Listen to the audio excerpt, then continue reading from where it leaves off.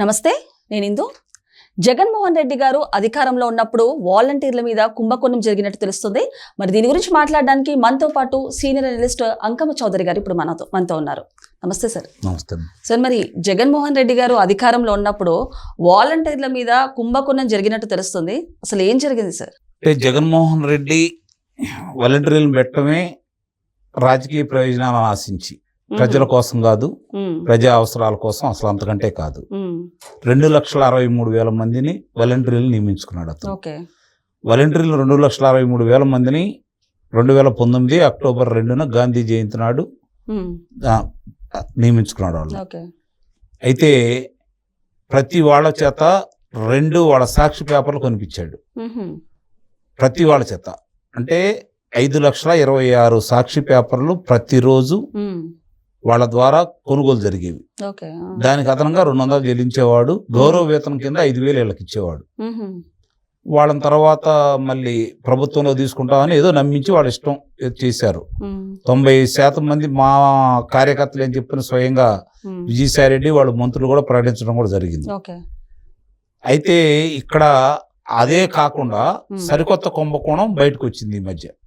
దాని గురించి వివరాలన్నీ బయటకు తీస్తా ఉంటే, రామ్ ఇన్ఫో అనే సంస్థ ప్రతి సంవత్సరం వీళ్ళకి ట్రైనింగ్ ఇచ్చే దాని గురించి, శిక్షణ ఇచ్చే కార్యక్రమంలో భాగంగా 68 కోట్లు చిల్లర ప్రతి సంవత్సరం వీళ్ళు చెల్లించడం కూడా జరిగింది. 68 కోట్లు వాలంటీర్ల శిక్షణ గురించి 4 సంవత్సరాలు శిక్షణ ఇచ్చినట్టుగా చూసుకుంటా ఉంటే దానికి 272 కోట్ల రూపాయలు ప్రభుత్వ ధనం వాళ్ళకి చెల్లించారు అని చెప్పని ఇప్పుడు తేల్తా ఉంది. అది ఎక్కడా వాళ్ళ శిక్షణ ఇచ్చుడు కానీ, డాకలా కానీ, కళ్యాణ మండపము, లేకపోతే దానికి సంబంధించి మరి అన్ని లక్షల మందిని శిక్షణ ఇటువంటి మామూలు విషయం కాదు కదా. ఒకేసారి అందరికి శిక్షణ ఇచ్చారా, లేకపోతే జిల్లా వారీకి ఇచ్చారా, జిల్లా వారీకి ఇస్తే ఎక్కడిచ్చారు, ఏ తారీఖులు ఇచ్చారు, ఇంతవరకు వివరాలు కూడా లేవు. కాబట్టి దీన్ని బట్టి అర్థమవుతుంది ఏంటంటే ఇది కూడా మోసమే. అసలు వాళ్ళని పెట్టుకుందే వాళ్ళ అవసరాలు తీర్చుకోవడం కోసం, వాళ్ళ ప్రభుత్వ పథకాలను ప్రచారం చేసుకోవడం కోసం, వ్యతిరేకమైన పార్టీ వాళ్ళు ఎవరెవరు ఉన్నారు వాళ్ళ వివరాలు సేకరించడం కోసం, వాళ్ళ లోగుట్లన్నీ తెలుసుకోవడం కోసం అట్లా వాళ్ళని వినియోగించుకున్నారు మొట్టమొదట. తర్వాత వాళ్ళు ఏం చేశారంటే ఇందులో తెలివి మీరినాడు కొంతమంది వాళ్ళ సొంత ఆలోచనలు పెట్టి ఎవరైతే లబ్ధిదారులు ఉన్నారో వాళ్ళని బ్లాక్ మెయిల్ చేసి వాళ్ళకి ఏ విధంగా సహాయ సహకారాలు కావాలో వాళ్ళు ఆ లబ్ధి ద్వారా పొందారనమాట. వాలంటరీ వ్యవస్థ మీద తెలుగుదేశం పార్టీ కావచ్చు, పవన్ కళ్యాణ్ గారు కావచ్చు, ఆ వ్యవస్థ ఉండకూడదు అనుకుంటానికి కారణం ఏంటంటే వాళ్ళు ఇలాంటి కార్యక్రమాలన్నీ చేశారు. గ్రామాల్లో ఓట్లు తీసేయడం, అది ఏ రాజకీయ పార్టీనే, అధికారంలో ఉన్న రాజకీయ పార్టీ సహజంగానే చేస్తానే ఉంటది. ఎక్కువ తక్కువ అనేది కాకుండా ఎంతో కొంత చేస్తానే ఉంటది. వాళ్ళకి ఇష్టం లేని వాళ్ళ ఓట్లు తొలగించటం, ఇలాంటివన్నీ కొన్ని చేస్తానే ఉంటారు. తర్వాత మళ్ళీ వీళ్ళు ఆధారాలు దించుకొని ఓట్లు తెప్పించుకుంటా ఉంటారు. ఇదే క్రమంలో అన్ని లక్షల ఓట్లు తొలగించడానికి, చేర్పించుకోవడానికి ఒకే ఇంట్లో చూశారు కదా, కొన్ని 100 ఓట్లు చేర్పించిన కార్యక్రమాలు ఉన్నాయి.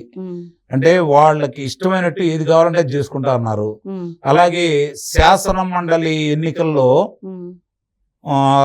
2వ తరగతి నుంచి 10వ తరగతి చదివినటువంటి విద్యార్థిని మామూలుగా వాళ్ళకి పట్టభద్రుల నియోజకవర్గంలో సంబంధించి తిరుపతిలో 2వ తరగతి నుంచి 10వ తరగతి చదివిన వాళ్ళని పట్టభద్రులుగా ఓటు హక్కు చూపించేసి వాళ్ళ చేత దొంగ ఓట్లు కూడా వేసి వేయించారు వీళ్ళు. 2వ తరగతి 10వ తరగతి ఎందుకంటే 2వ తరగతి నుంచి 10వ తరగతి లోపు చదివిన వాళ్ళని, రిక్షా కార్మికులను కూడా తీసుకొచ్చేసి దాంట్లో పట్టభద్రులుగా, అంటే వాళ్ళు చదువుకున్న వాళ్ళు రిక్షా తగ్గకూడదని కాదు, మరి బ్రతుకు తెరువు కోసం కొన్ని పనులు చేయాల్సి ఉంటుంది. కానీ వాళ్ళకి ఏమీ తెలియని చదువు, అంటే వాళ్ళు కూడా ఇదే పరిస్థితిలో భద్రత లోపాలను కూడా వాళ్ళని కూడా ఓటర్లుగా నమోదు చేయించేసి వాళ్ళు ఓట్లు వేయించుకున్న పరిస్థితి. అంటే అంత చేసినా కూడా చిచ్చుగా ఓడిపోయారు. అంటే అప్పటికే ప్రజల్లో ఆ ప్రభుత్వం మీద, ఈ వాలంటీర్ల మీద ఎంత వ్యతిరేకత ఉందనేది దాన్ని బట్టి మనం అర్థం చేసుకోవచ్చు. వీళ్ళు ఏం చేశారంటే ప్రతి గ్రామంలో కూడా లబ్ధిదారులను బెదిరించేవాళ్ళు. తర్వాత వాళ్ళు ఇష్టం వచ్చిన వాళ్ళ పేర్లు ఏదన్నా అంటే ఇల్లు పట్టాలు ఇవ్వటం కావచ్చు, లేకపోతే పింఛన్లు కావచ్చు, వీటికి సంబంధించి వాళ్ళు ఇష్టం వచ్చిన వాళ్ళకే ఇప్పించుకుంటూ కొంతమందికి బెదిరించి 3,000 రూపాయలు పింఛన్ వస్తా ఉంటే 2,500 2,000 చేతుల్లో పెట్టి మిగిలిన డబ్బులు కొట్టేసిన ఘనత కూడా ఉంది వీళ్ళకి. మరి ఒక మహిళను విశాఖపట్నంలో చంపేయడం కూడా జరిగింది. ఇట్లాంటి ఘోరాలు చాలా కనపడుతున్నాయి వాళ్ళ దృష్టిలో. అందుకనే మొట్టమొదటి నుంచి పవన్ కళ్యాణ్ గారు దీని మీద బాగా వ్యతిరేకతగా ఉన్నారు. వాళ్ళందరినీ ఇప్పుడు విధుల్లో లేకుండా తొలగించడం కూడా జరిగింది. అది ఒకటి అయితే మంచి పరిణామమే. కానీ ఈ వాలంటీర్లని అడ్డం పెట్టుకొని వైఎస్ఆర్సీపీ ప్రభుత్వం వాళ్ళు ఆర్థికంగా లబ్ధి పొందారు. ఎందుకంటే జగన్మోహన్ రెడ్డి గారే సాక్షి దినపత్రిక అంటే ఆయనదే కదా, కాబట్టి ఆ డబ్బులన్నీ వాళ్ళకే వెళ్ళినాయి. అట్లాగే వాళ్ళ అవసరాలు తీర్చుకున్నారు. కాకపోతే అది కనుక మంచిగా ఉపయోగించినట్టయితే వాళ్ళని నిజంగానే వయో వృద్ధులు, నడవలేని వాళ్ళు, అనారోగ్యంగా ఉన్నవాళ్ళు వాళ్ళ ఇంటికి తీసుకెళ్లి మామూలుగా పింఛన్ డబ్బులు ఇచ్చేసి మిగిలిన ఇంత గతంలో లాగా ఎప్పటి తీసుకున్నట్టుగానే పంచాయతీ కార్యదర్శి దగ్గర ఎక్కడో వాళ్ళు తీసుకున్నట్టయితే ఇలా పర్యవేక్షణ చేసినట్టయితే బాగుండేది. ఆ గ్రామానికి కావాల్సిన మౌలిక వసతులు ఏంటి, ఏమేం కావాలి, అది ఎమ్మెల్యే గారి దృష్టికో లేకపోతే జిల్లా కలెక్టర్ గారి దృష్టికో లేకపోతే మండల రెవెన్యూ ఆఫీసర్ గారి దగ్గరకో అందజేసి వాళ్ళ సమస్యలు తీర్చినట్టయితే బాగుండేది.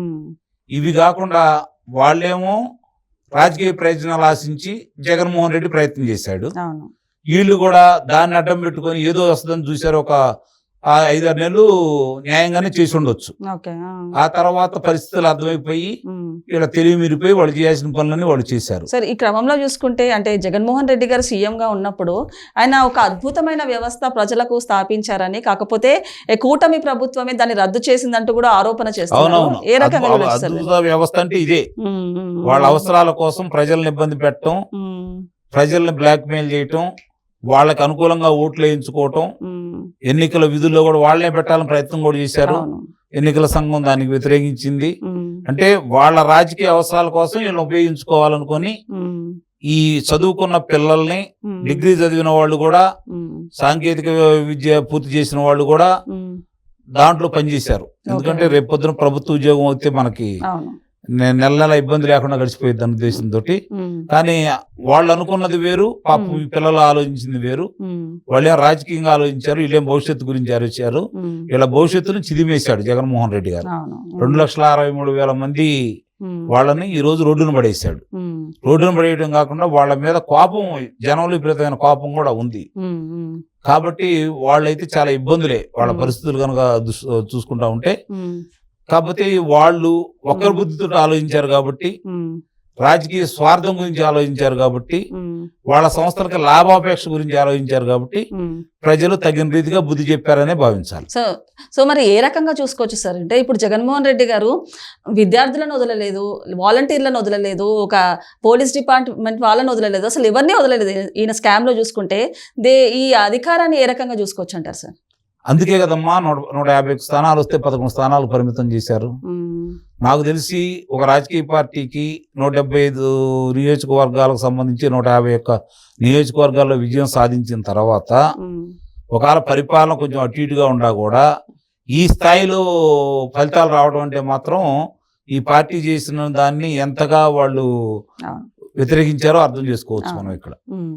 ఎందుకంటే ప్రజల్లో వీళ్ళ మీద ఎంత ద్వేషం లేకపోతే ఆ స్థాయి లేదంటే ఒకవేళ ఏదైనా పొరపాటు, చిన్న పొరపాటు జరిగితే ఒక 10-20 స్థానాలు లేదా 30-40 స్థానాలు తగ్గి 100 స్థానాలు తగ్గకుండా మళ్ళీ వాడికి వచ్చి అధికారంలోకి వచ్చేవాళ్ళు ఎట్టి పరిస్థితుల్లో కూడా.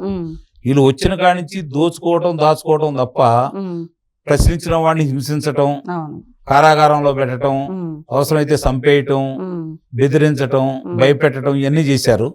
దానికి ఫలితం అనిపించారని మనం భావించాలి. ఓకే సార్, నమస్తే.